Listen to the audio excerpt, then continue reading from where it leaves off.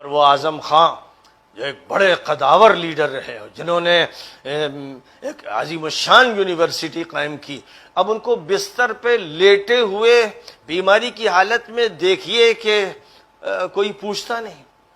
اب صورتحال یہ ان کی نظر آ رہی ہے، ان کے ساتھ جو ظلم کیا ہے۔ حیدرآباد سے اگر اویسی آ جائیں تو انہی کو قائد مان لیجئے، پھر آپ کے پاس اگر قائد نہیں ہے تو آپ اپنی ملت کے قائد کو تسلیم کر لیجئے۔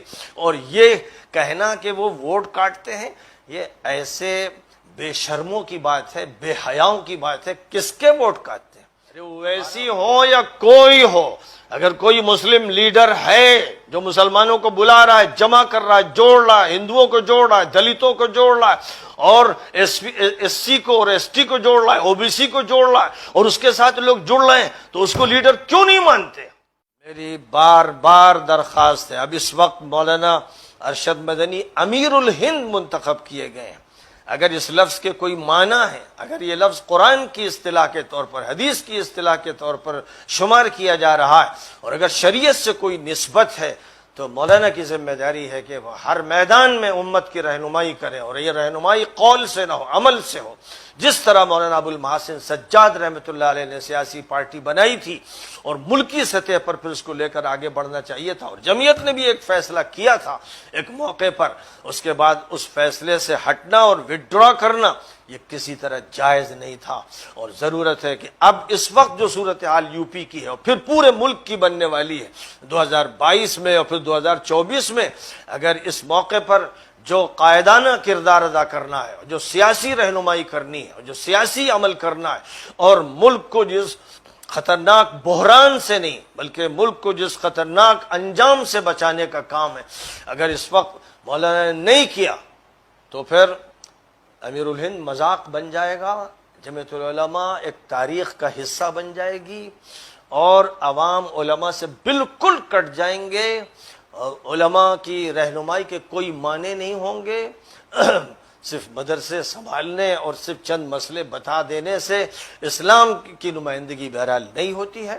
اس لیے میں پھر درخواست کرتا ہوں، اور میں نے کہا تھا کہ میں 40 پارٹیاں مولانا کے ساتھ کھڑی کر دوں گا، مولانا ان کے سربراہ بنے، بجائے اس کے کہ ایک چھوکرا لونڈا جس کے دور میں 100 فساد ہوئے اور مظفر نگر کاٹ کے رکھ دیا گیا، اگر اس کے سامنے جھک کر اس کو اپنا اور مسلمانوں کا لیڈر بنانے کی بات ہے، خدا کی قسم یہ سیاسی شرک ہے، اور اتنی بھونڈی غلطی ہوگی جس پر اللہ کا غضب بھڑک جائے گا، اور نبی اس سے نفرت کریں گے، اور فرشتے اس پر لعنت بھیجیں گے کہ اگر اسلام کی نمائندہ قرآنی اور حدیثی قیادت نہ کرتے ہوئے کسی دوسرے کو اپنے سر پہ بٹھا لیا گیا، جو بچولیا ہے، جو ہمارے کاندھوں پر بیٹھ کر اپنے محل بناتا ہے، اپنی دکان سجاتا ہے، اس کا کوئی جواز نہیں، اس کا کوئی جواز نہیں۔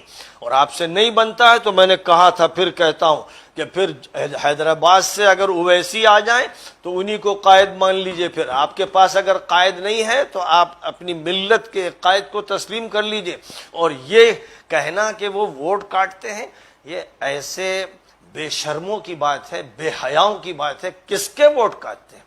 ہمارا ووٹ ملت اسلامیہ جو 20-25% یو پی میں ہے، پورے ملک میں بھی تقریباً 20-25% کہیں کم اور کہیں بیش ہے، اس کا ووٹ کون کاٹتا ہے؟ اس کا ووٹ برادری واد پر یقین رکھنے والے لٹیرے کاٹتے ہیں۔ اس ملت کا ووٹ کون کاٹتا ہے؟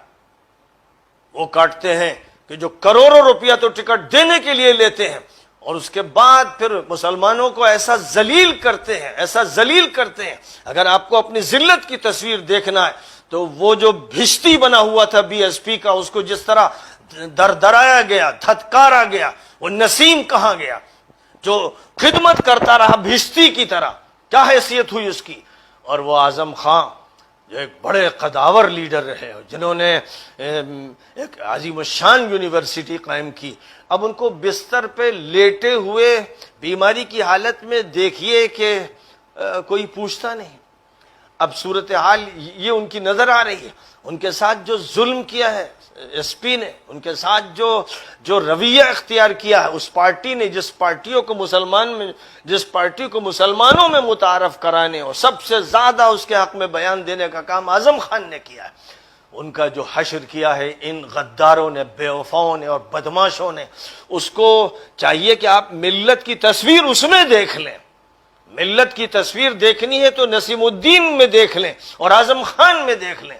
اس کے بعد جواز اس کا نہیں رہتا ہے کہ جو ہم سے ووٹ لے کر اپنا کام کرتے ہیں اور کہتے ہیں ووٹ کاٹنے کے لیے آ گئے.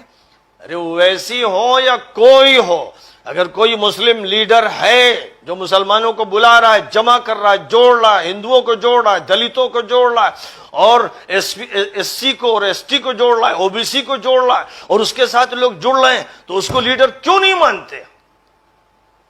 یہ دوغلاپن کیوں ہے؟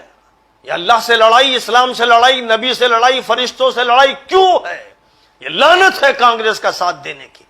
اس لعنت سے نکلنا پڑے گا ورنہ قوم اٹھا کے پھینک دے گی. اس لیے سن لے، لوگ صاف سن لے، تبصرہ کرنے والے تبصرہ کرتے رہیں. یہ بھی ان پر بھی مار پڑنی ہے جو بدبداتے ہیں اور کچھ نہ کچھ تبصرے چھانٹتے ہیں، منفی باتیں کرتے ہیں. یہ مجرم جن کے دل سیاہ ہیں، یہ قرآن کی بات سننے کے لیے تیار نہیں. اس لیے میرا یہ کہنا ہے کہ جو یہ کہتے ہیں کہ ووٹ کاٹنے آ گئے حیدرآباد سے، وہ کس کے ووٹ کاٹ رہے ہیں؟ وہ تو ووٹ جمع کر رہے ہیں. کہتے ہیں کہ ووٹ دینا ہے تو اپنے نمائندہ کو دو جو ملت کی نمائندگی کرے، وہ چھوٹا ہو یا بڑا ہو، اور تم ہمارا ووٹ کاٹ کر اس کو دے دو جو پھر اس کی ساری دولت یادوں کو دے دے، یا اس کو دے دو جو چماروں کو بانٹ دے، محل بنا لے اور بڑے ادارے بنائے. جو جناب والا گھر میں کرسی جس کو نہیں مل سکتی تھی وہ یہ سب کرے اور تمہارے ووٹوں کی بنیاد پر کرے، تو تم اندھے ہو، بہرے ہو. اس کو کہتے ہو ووٹ کاٹ رہا ہے. ووٹ وہ کاٹ رہے ہیں، وہ کاٹتے رہے 50 سال سے 70 سال سے وہ ووٹ کاٹ رہے ہیں. جھوٹ بولنے والے مکار بچولیے چھوکرے جن کی کوئی حیثیت نہیں ہے، وہ ووٹ کاٹ رہے ہیں اس ملت کا.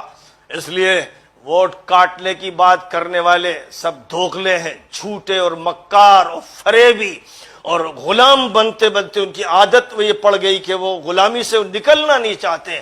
جوتے چاٹتے رہے، یہ تلوے چاٹتے رہے، جے جے کرتے رہے، جن کی کرتے رہے. خدا کی قسم عرش لرز جاتا ہے جب کسی شرک کرنے والے اور کفر کرنے والے کی جے جے کی جاتی ہے اور مسلمان کے منہ سے تو اس پر فرشتے لعنت بھیجتے ہیں. اس لیے نظام بدل دینا ہے. اور مولانا ابو المحاسن سجاد رحمۃ اللہ علیہ کی شخصیت کو سامنے رکھتے ہوئے کہ وہ جمعیت کے بھی بانی ہیں، امارت شریعہ کے بھی بانی ہیں اور مسلم انڈیپینڈنٹ پارٹی کے بھی بانی ہیں، ضرورت ہے کہ ہم پھر اس تحریک کو اور اس مہم کو، اس کام کو زندہ کریں. اللہ تعالی ہم پر رحم فرمائے، ہمیں بصیرت عطا فرمائے اور صحیح فیصلہ کرنے کی صلاحیت عطا فرمائے. وآخر دعوانا ان الحمد للہ رب العالمین. 99 سٹورز کے ذریعے حیدرآباد اور دیگر شہروں میں دھوم مچانے کے بعد ایزی ایکسپریس نے گھر بیٹھے شاپنگ کرنے کے خواہش مند اپنے کسٹمرز کے لیے لانچ کی ہے اپنی ویب سائٹ جس کا نام ہے wholesale99.in. اس ویب سائٹ پر 1000 سے زیادہ ویرائٹیز کے پروڈکٹس موجود ہے. آن لائن شاپنگ کے خواہش مند افراد wholesale99.in پر جا کر اپنا آرڈر بک کر سکتے ہیں اور 100 روپے ڈیلیوری چارج پر آپ کا بک کیا آئٹم آپ کے گھر تک پہنچ جائے گا. پروڈکٹس کی ڈیلیوری آل اوور انڈیا موجود ہے. اس چیز کے ساتھ ساتھ ریٹرن پالیسی بھی موجود ہے جس کے تحت پروڈکٹ پسند نہ آنے پر آپ ایزی ایکسپریس 99 کے پروڈکٹس واپس بھی کر سکتے ہیں. جو آئٹمز دیگر ویب سائٹس پر مہنگے بکتے ہیں وہ ایزی ایکسپریس 99 اسٹور کی ویب سائٹ پر سستے ملتے ہیں.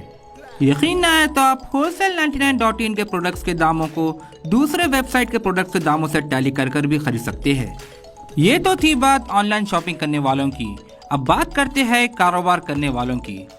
کاروبار کے خواہش مند افراد 99 اسٹور یا wholesale99.in سے سامان خرید کر امیزون، فلپکارٹ اور دیگر شاپنگ ویب سائٹس پر بیچ سکتے ہیں اور اچھا خاصا منافع کما سکتے ہیں. اس چیز کے ساتھ ساتھ آپ ایزی ایکسپریس کی ویب سائٹ کی بھی فرنچائزی خرید سکتے ہیں اور پروڈکٹس پر 25% تک کا منافع کما سکتے ہیں. ویب سائٹ کی فرنچائزی خریدنے کے خواہش مند افراد تفصیلات کے لیے اسکرین پر دیے گئے نمبرز پر رابطہ پیدا کریں یا وزٹ کریں ہمارے ایزی ایکسپریس 99 کے اسٹورز MPM مال ایبٹس، پوڈیم مال ٹولی چوکی، SMP مال گلزار ہاؤس، اولڈ کرشنا ٹاکس پر.